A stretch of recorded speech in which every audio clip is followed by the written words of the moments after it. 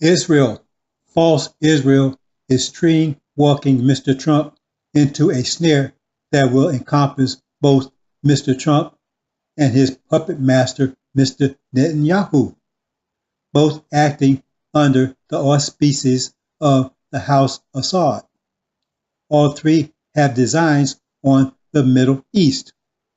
The House Assad wants exclusive control, dominance over Islam and all the holy sites in the Middle East, including Jerusalem, which conflicts with false Israel, who envisions control of all the currently occupied Islamic territories of the Middle East, which include Saudi Arabia, Syria, and Iraq, which conflicts with America's aspirations of control of all the oil resources of the Middle East, which include Saudi Arabia. These three conflicting ambitions are all secondary to their common agenda, which is to break down the wall which is preventing all from achieving their goals. Iran. Iran is a stone in all their shoes. Being analytical, they can't see past the current obstacle. Even if they were to remove Iran, they would immediately be at each other's throats. All the rumors of wars are just that. The Great War, some call World War III, will not occur until after the war in the Middle East, the war against Iran. That war will not occur until Mr. Trump's sanctions force both Russia and European economies into distress. That event will coincide with the sudden and dramatic manifestation of the Son of Man, which is imminent. Mr. Trump's sanctions will increase in severity, particularly against Russia and Europe, for their lack of cooperation, their resistance to America's aggression against Iran, and Russia's support of Iran and Syria. Mr. Trump's actions will put both economies, Russian and European, in distress. This is on the horizon, creating the climate for war in the Middle East. War in heaven is war in the Middle East. The dragon / House Assad and his angels / allies, Gog / America, Magog / Britain, and the Dajjal / false Israel will fight against Michael / Rod and his angels, the Shia / Iran and Syria, backed by Russia. The House Assad and his angels will be defeated, humiliated, and thrown out of the Middle East. The Shia will be masters of the Middle East, controlling all the holy sites, Mecca, Medina, and Jerusalem. The broken, humiliated, dispossessed House Assad and their anger will strike out with its vast wealth stored up in America and elsewhere at America. The dragon, feeling betrayed that America is not honoring its agreement to protect House Assad and is doing nothing to retake the Middle East from Iran, will bring about events that will trigger World War III, West against West, America and Britain against Russia and Europe. The dragon will take peace from the earth / West, such that they will slaughter each other.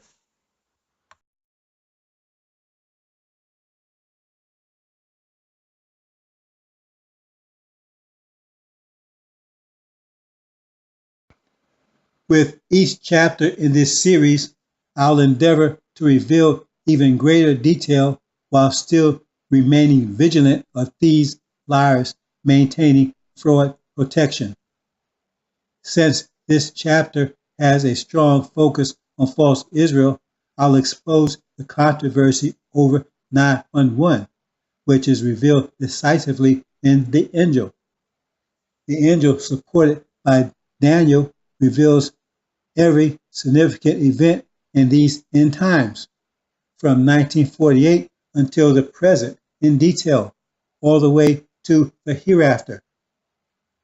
No other book does or can make that claim, not even the Quran. The Sunnis would have you believe that the AL-INJIL was lost. Really? Allah reveals a book for the end times and then allows it to be lost? More of their ignorant, backward thinking. They want to make the Quran supreme when they don't even understand it. The Injil and Daniel, both sealed books, are the keys to unlocking the entire Bible. The entire Bible is under a veil, protected from the eyes, mind, and hearts of the devils and their demons. I have barely scratched the surface in that which I have revealed of both Daniel and the Injil, which leaves most of the Bible still veiled. Fraud protection. I have revealed the most relevant when its relevancy is relevant. Quote, all before me were liars and thieves, end quote. Elijah couldn't make that statement as he would be denouncing all the prophets before him, or at least Farad, depending on how you interpret the verse. The verse could not be taken as a general statement because it would be condemning all the previous prophets and messengers. No, it has to just refer to one's predecessor. So that would eliminate Elijah as he didn't ever denounce Farad. It could refer to Farrakhan as he did denounce Elijah as a liar and fraud within days of the messenger's departure. But then, if that is true, then according to the verse, Farrakhan is the son of man and Elijah was a liar and fraud.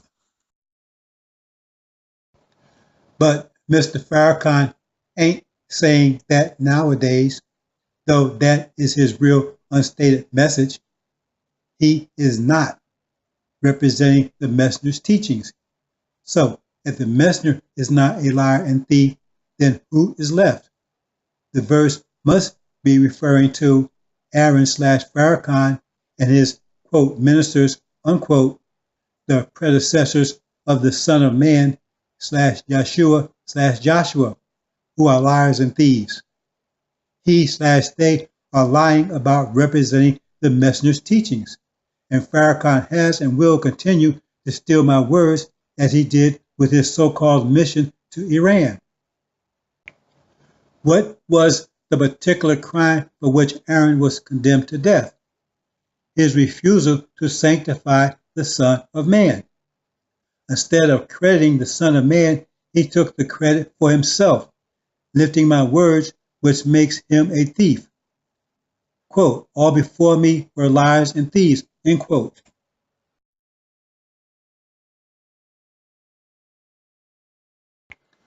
No, the angel is alive, very much so, alive, well, and powerful. It's in the hands of the Son of Man who is breaking its seals, knocking out the brains of all who resist it. All those who think they can block, retard, diminish its power, its light from glowing, from spreading, from shining, are fools who are being crushed. They will be crushed out of existence. Everyone, quote, he who falls against the rock will be broken. He who the rock falls on will be crushed, end quote. The dam is already cracking. What they called shit just days before is now coming out of the mouth of the, quote, anointed, end quote, /Farrakhan. Word for word. So, is it still shit? He blasted my word all across the planet. That's the beginning of the crack in the dam.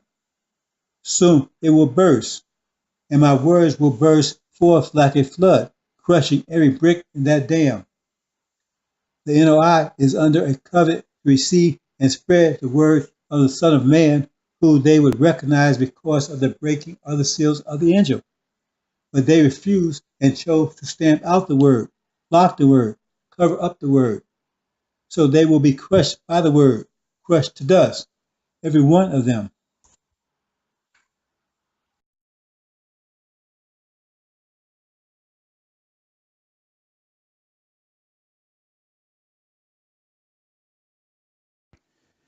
The angel is a sealed book. which requires a specific key to unlock or break its seals. The angel was revealed to the world by Isa 2,000 years ago, stating that there is only one person in the entire universe who is worthy and able to unlock and reveal its revelations. Just one.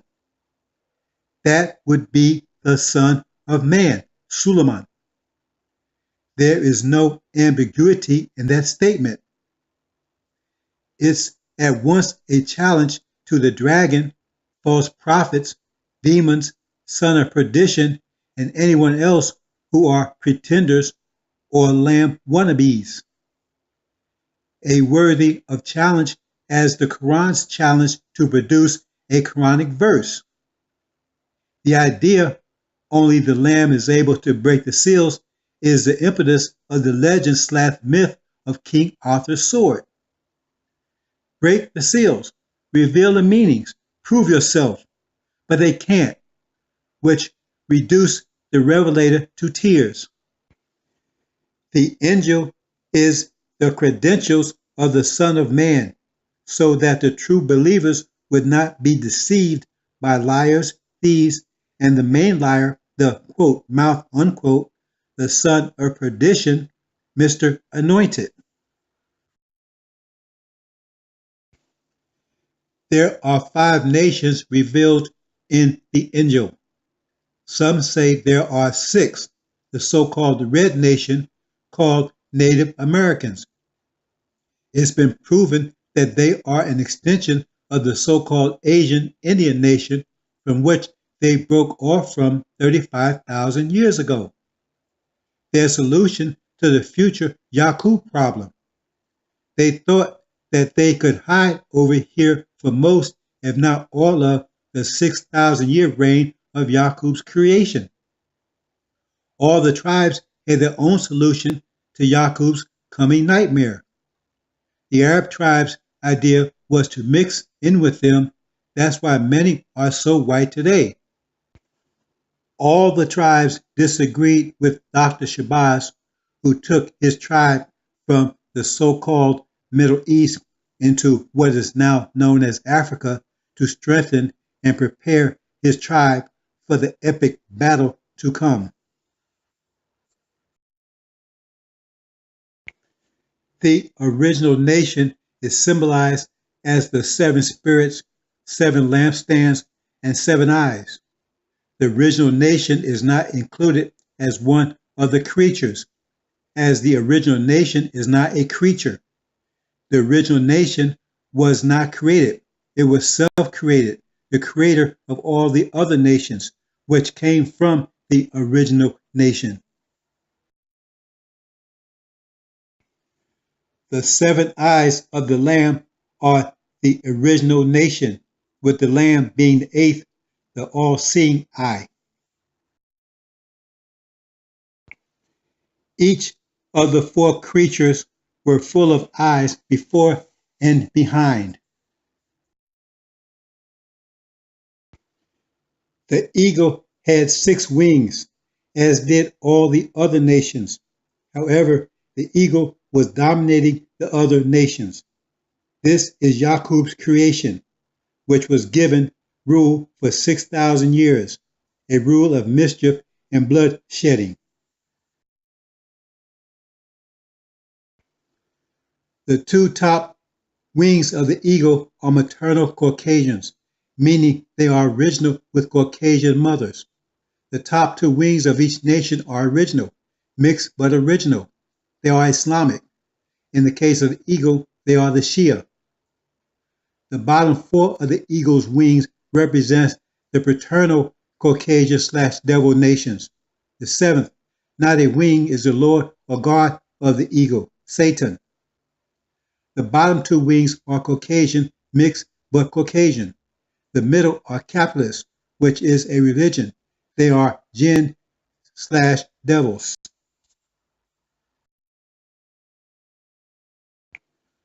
America oppressed and continues to oppress the original nation. Britain occupied the Asian nations. Europe colonized the African nations. Russia dominated the Oriental nations ideologically via communism. The 24 elders were clothed with white robes, which means dominated by the white nations. They had crowns, which are the Shia nations. Each of the four dominated nations had 6 wings for a total of 24. The Caucasian nations are grafted nations, so they don't qualify as elders. The nations under the rule of Satan, the Antichrist, cast down the Shia. The UN, which is controlled by false Israel, Gog and Magog, authorizes Gog and Magog to invade Iraq, their gateway into the Middle East, which disrupted the power balance in the Middle East, casting the Shia into the margins.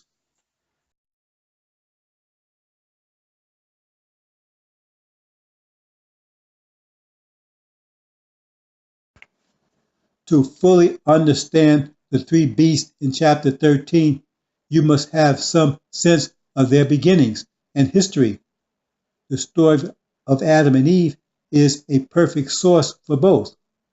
First, Adam. Adam was made from the dust of the earth. The earth biblically is primarily Europe, but generally all the places that Caucasians have rulership. Adam is Britain. Britain is not in Europe, nor a part of Europe. Britain is a nation comprised of islands. The British people were migrants, castaways, exiles, etc. from Europe. In short, the dust of Europe. The English language is a contrived language from many European languages as well as other languages.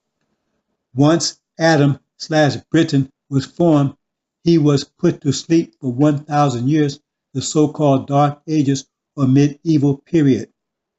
When Adam/Britain came out of his slumber, there was Eve/America, which had been taken from his side/originated from Britain. Originally, Eve/America was attached/property/colony of Adam/Britain, but the connection was severed as told in Genesis, and Eve/America became independent. A tree was transplanted in the garden/America, which Adam and Eve were forbidden to touch, but Eve/America did anyway, followed by Adam/Britain. In part, they were forbidden to play around with the seed of the tree.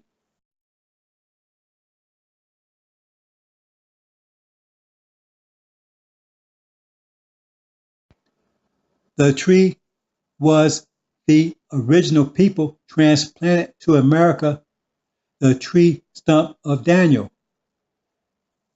After World War I, Adam/Eve, Britain/America had 2 righteous sons, Abel and Seth, Iran and Syria.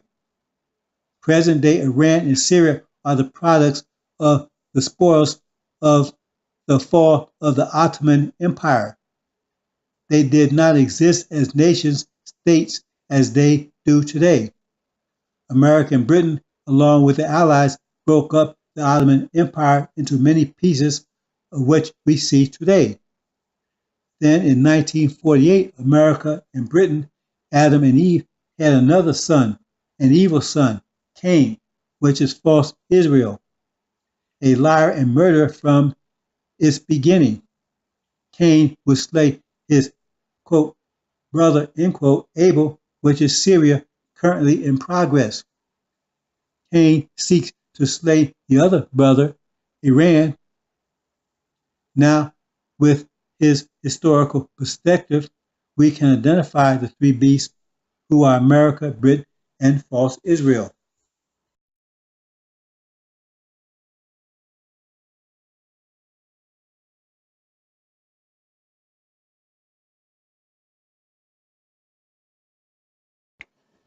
There are several beasts in the AL-INJIL.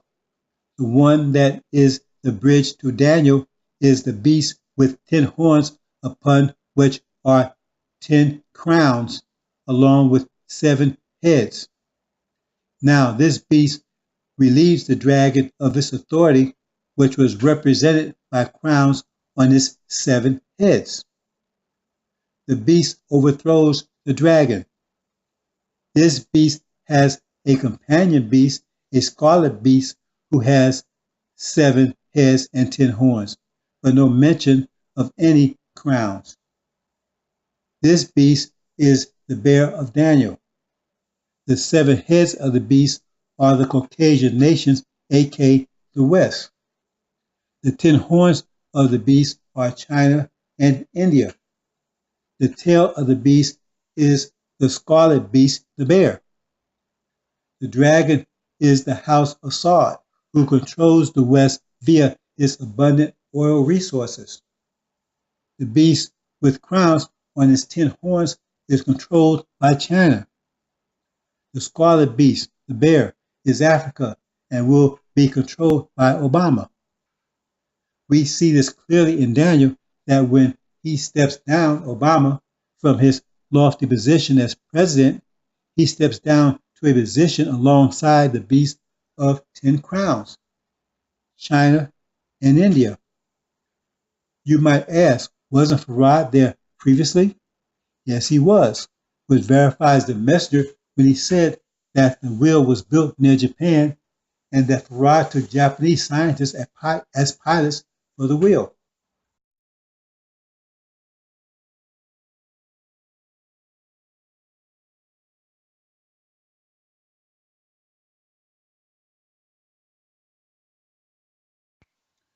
The book of Daniel is a coded book, a sealed book. Though both the Injil and Daniel are sealed and 100% allegorical, Daniel is built on subtleties more than geometrical mathematics as the Injil is.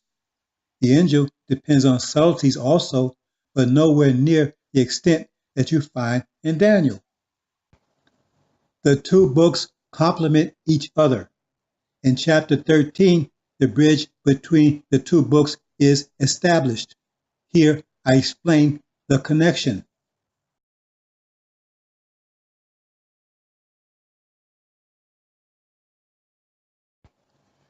There is a statue of gold, silver, brass, iron, and then iron and clay.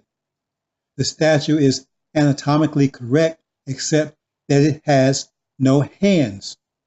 The statue is in fact the mountain that the stone was cut out of without hands. The mountain/statue without hands.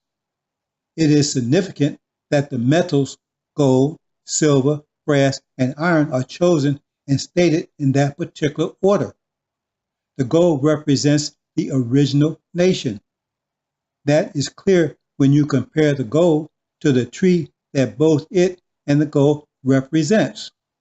Nebuchadnezzar's kingdom, a kingdom that covered the entire earth. Do you know of any nation that ever covered/ruled the entire earth? The gold represents the original nation. The silver represents the African nation. The brass, which is fool's gold, is the Jews who are masquerading as the gold, fooling, deceiving the ignorant. The iron is a fool's silver. The Caucasians who are claiming the great African empires such as Carthage, Egypt, Ethiopia, and even Persia. The statue establishes the symbolic significance of gold, silver, brass/bronze, and iron for the so-called Old as well as the New Testaments. The toes are made up of iron and clay. 2 large toes of iron, 8 small toes of clay, which represents the last kingdom on earth, which is ground to dust by a stone of gold from the head of the statue/mountain without hands.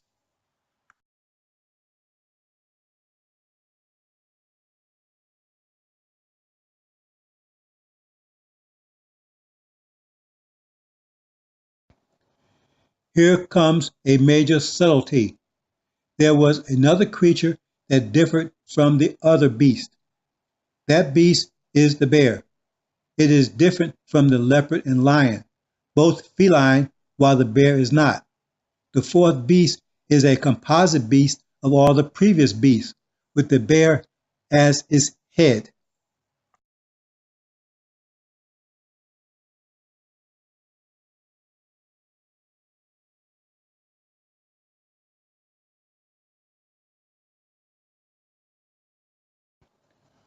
More subtleties. Among the 10 horns of the composite beast, which are the 8 plus 2 toes of the statue and the 4 wings and 4 heads of the leopard plus 2 wings of the eagle, came up a little horn, different from the other 10. This horn is the bear, who has 3 ribs, which are the 3 horns that the little horn plucks up by the roots.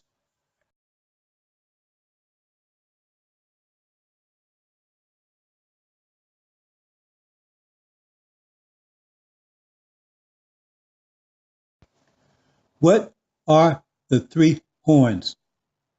We move further into the story and find a ram with 2 horns about to be attacked by a goat with 1 horn. Who is the ram? Who is the goat? The ram's 2 horns are America and Britain. The ram itself is false Israel.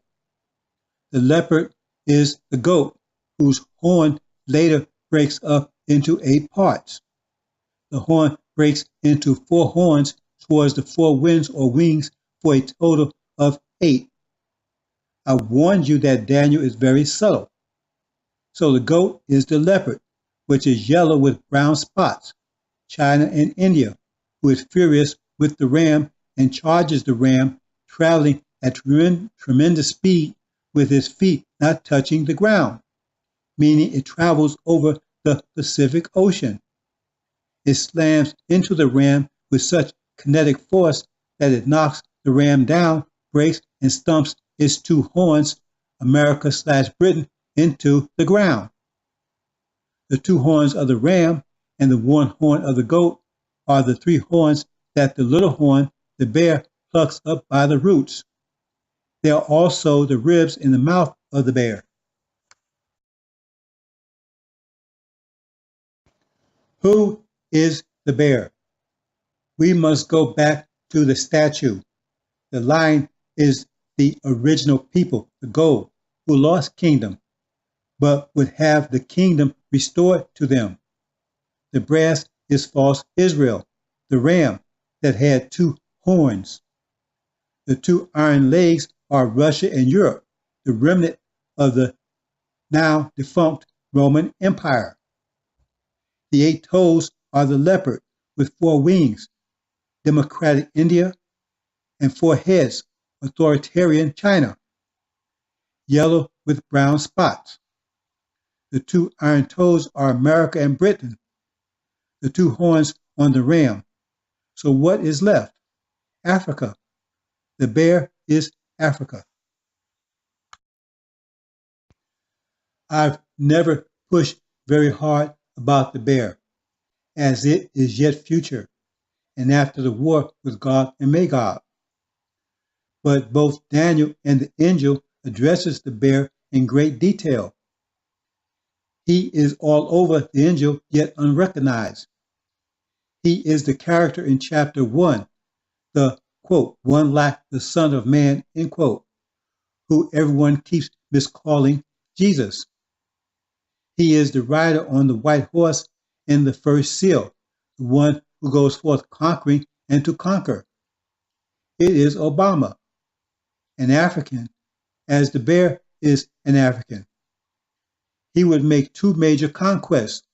The first as President of America, the second will be King/Emperor, whatever, of an African confederation, which is about to be made manifest.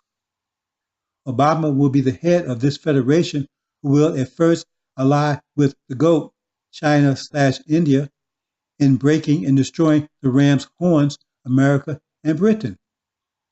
Then Obama, with a united non-Islamic black Africa at its back will turn on China and India and defeat them. Obama is the mystery character in chapter 17 of the AL-INJIL, the, quote, he who was, but is not, the eighth, but of the seventh, end quote, which I will discuss in detail when I address chapter 17. Elijah Muhammad, the messenger, shortly before his departure in 1975, stated that the last president of America would be a black man.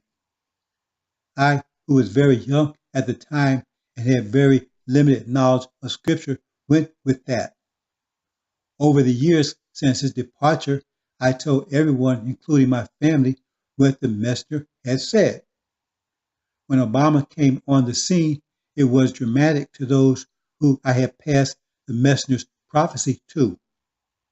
At that time, I was fully versed on the AL-INJIL, had broken its seals, but I found nothing in the AL-INJIL that supported what the messenger had said.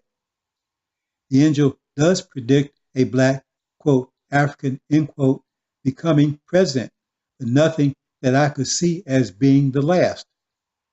Now, Daniel does imply that the last president would be a black African, as Belshazzar is a black African, the last ruler of Babylon before it is overthrown by Darius /Farad.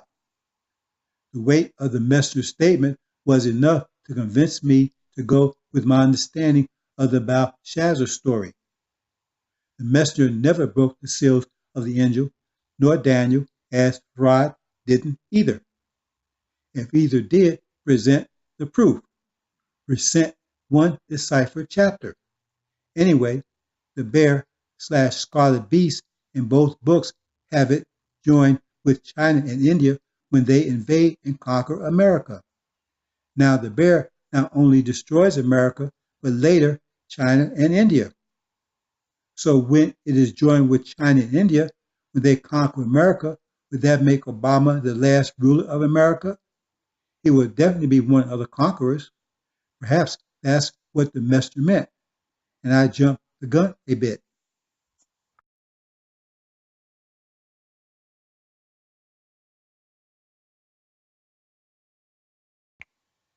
A tree was cut down that had covered the entire earth.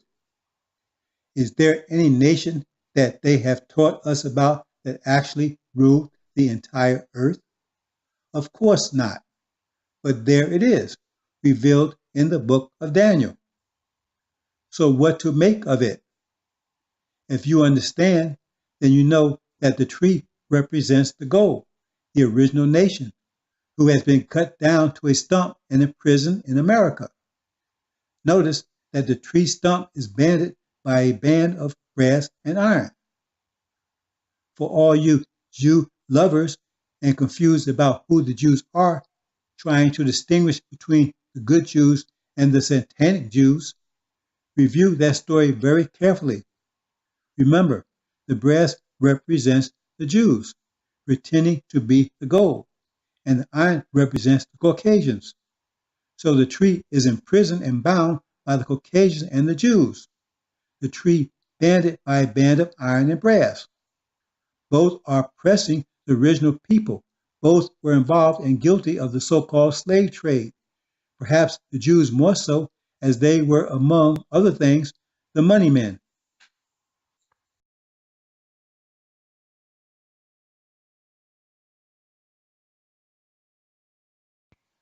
The lion, the original nation, is the gold. The original nation is cast as gold/lion/tree. As gold, the gold stone that is cut out of the mountain/statue without hands, that crushes all the nations. In addition, the original people had its identity stolen by the brass, Jews. As a tree, the original nation is bound or imprisoned by the brass and iron, the Jews and Caucasians.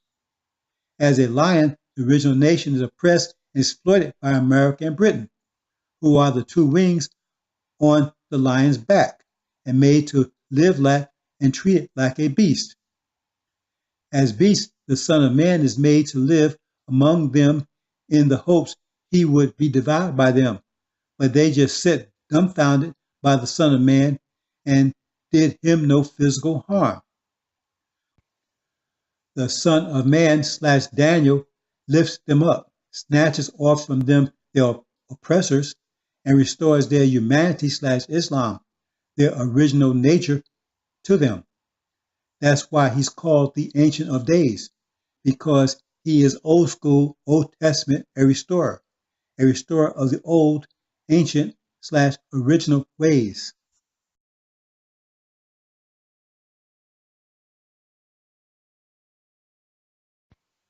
The mouth, the little horn.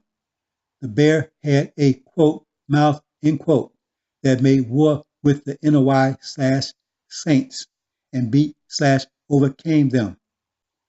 Now we see why the connection between Daniel and the angel is made in chapter 18. You can identify the mouth in Daniel, but it is subtle, not easy. But in the angel, that is, if the truth is of interest to you, the, quote, mouth, end quote, is easily identified. In the angel, the position under a Lord, which is the center or seventh of each of the creatures, can be a horse on which the Lord rides, or a mouth for his voice. So we see that Farrakhan is the mouth of the little horn of Obama, who is above the seed of the women, who lifts himself up as a God, speaking strange things against the Most High, the Lamb, the Son of Man, the Son. You must understand the angel key to understand the angel language, to understand the angel.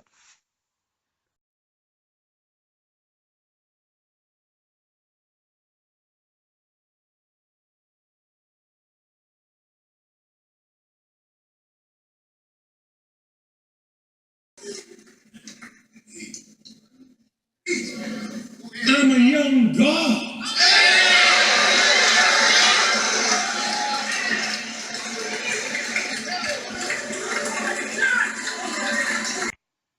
In the angel, the position under a Lord, which is the center or seventh of each of the creatures, can be a horse on which the Lord rides, or a mouth for its voice.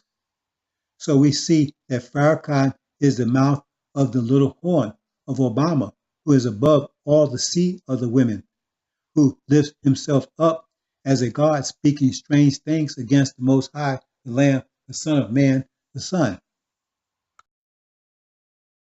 Going to use to bring about universal change.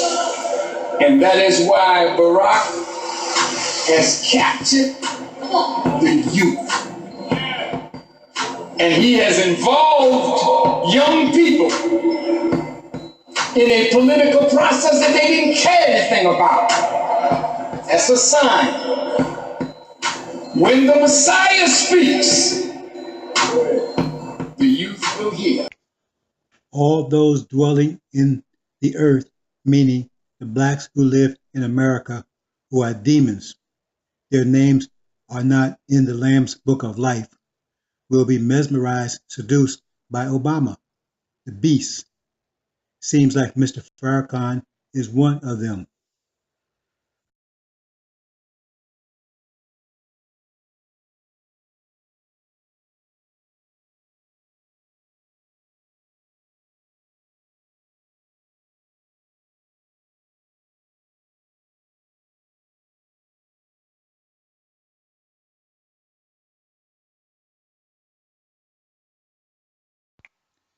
Now, the three beasts of the earth. The other beasts stepped up out of the sea, but these three stepped up from the earth, Europe. The beast that was wounded by, quote, death, unquote, yet was healed of that wound, was America, who was wounded by Japan, death, World War II, Pearl Harbor, and survived and became greater and more powerful. Death is symbolic of the Oriental nations. You must get a concordance to get the proper translation. Death is the third horse, not the fourth. The beast wounded by the sword is Britain. The sword is India. The loss of India crippled the vaunted British Empire, from which they never recovered. The image of the beast wounded by a sword is false Israel. Israel is the product/child of America and Britain, Gog and Magog. False Israel's government is a clone/facsimile/image of the British government. It's virtually an exact copy, which is why false Israel is called an image of the beast wounded by the sword/Britain. Yet the image of the beast, false Israel, gets its life breath from the image of the beast wounded by death, America, whose financial, economic, and military support and aid is crucial to false Israel's survival. The image of the beast wounded by the sword, false Israel. The false prophet is the beast that has two horns like a lamb but speaks as dragon. This is an advanced riddle, but I'll attempt to simplify. The two horns like a lamb are the Shia who will become two horns of the lamb in the New Jerusalem. They are the two witnesses now grafted in, replacing the demons.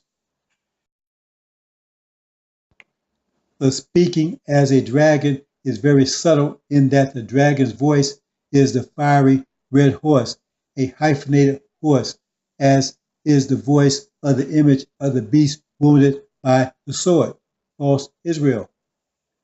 Thus, it has two horns like the lamb, but spoke as the dragon. Again, you need a transliteral translation to know that the quote pale unquote horse is actually a greenish yellow horse. The primary weapon of the three beasts would be sanctions. They would have the power to control commerce, restricting or even forbidding anyone from buying or selling that refused to worship, accept, right to exist, false Israel. In their effort to get at Iran, they will force severe sanctions on their brothers, Russia and the EU, who resist/restrain their aggressions on Iran. This action is soon to follow. Chapter 18 addresses this issue thoroughly. You have to be versed in the AL-INJIL key to get and appreciate the depth and full meaning of 666.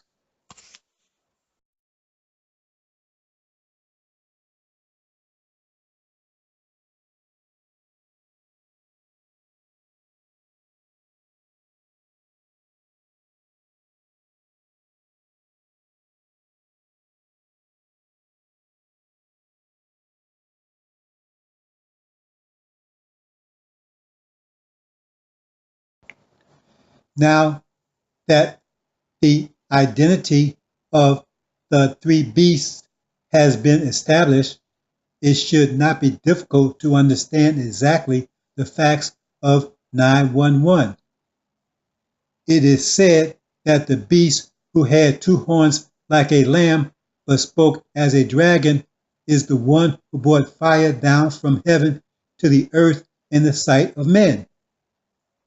The earth are Russia, Europe, Britain, and America. However, only one of them has eyes to see in the sight of men. That is, America, as the original nation, is symbolized by 7 eyes. So the perpetrator is revealed, the place that the act takes place is revealed, and the accessories are revealed. The perpetrator is false Israel. The place is America where the violence 911 takes place. And the accessories to the act came from heaven, the Middle East, and Africa.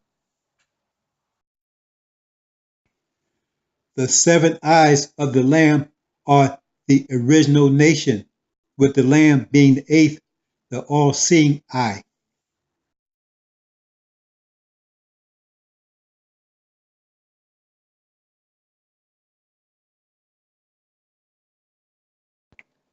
before the Lamb, the last and greatest of the prophets, can send forth his army of trumpets/prophets to enforce his will, an action of revenge is performed, which is directed by the false prophet, false Israel.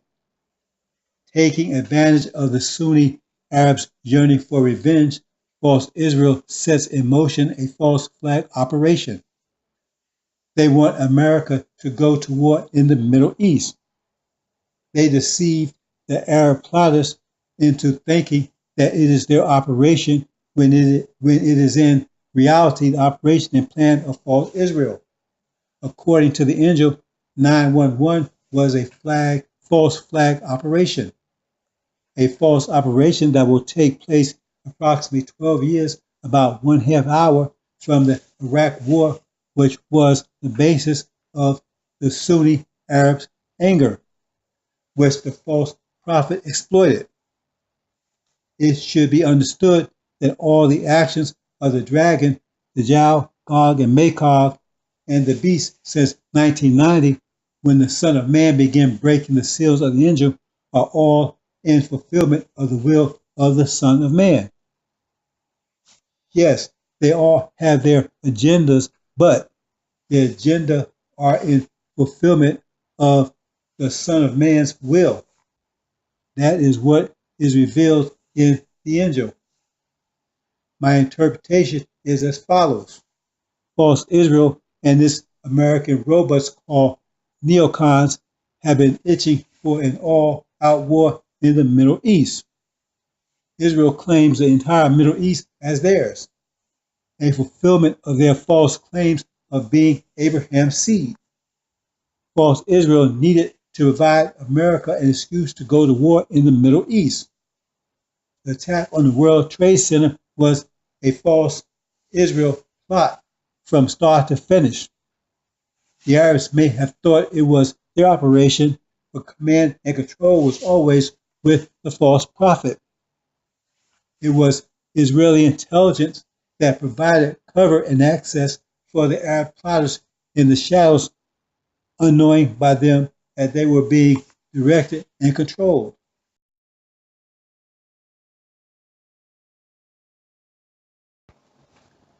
False Israel and the neocons had stated on record that it would take a catastrophic event on the level of Pearl Harbor to get America to go to war with Islam. 911 was the false flag operation that met that bill.